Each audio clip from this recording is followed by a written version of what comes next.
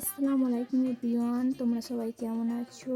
আমিও ভালো আছি। তো আবারও চলুন একটা ভিডিও নিয়ে আজকে সর্ষে ইলিশ করবো, তাই তোমাদের মাঝে নিয়ে চলে এলাম। সর্ষে আর পেঁয়াজ পেস্ট করা হয়ে গেছে। এবার মাছটাকে মেখে নেবো বলে হলুদ আর নুন একটু সর্ষের তেল দিয়ে দিয়েছি। কড়াইয়ে তেলটা দিয়ে গরম হয়ে যাওয়ার পর আমি একে একে সব মাছগুলো দিয়ে দিয়েছি। এবার ভেজে নেওয়ার পালা, উল্টো পাল্টে ভেজে নিয়েছি হালকা করে।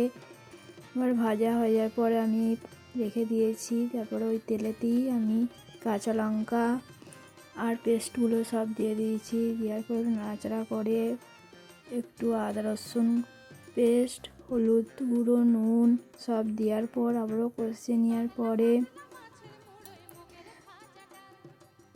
ফুটে যাওয়ার পর আমি দিয়ে দিলাম মাছগুলো একে একে। তারপর আমি কাঁচা লঙ্কাও দিয়ে দিয়েছি। 2 মিনিটের মতো আমি ঢাকনা দিয়ে রেখে দিয়েছিলাম। তারপরে লাস্টকালে আমি সর্ষে তেল দিয়ে আমার সর্ষে ইলিশ কমপ্লিট। এই পর্যন্ত আমার ভিডিও। টাটা।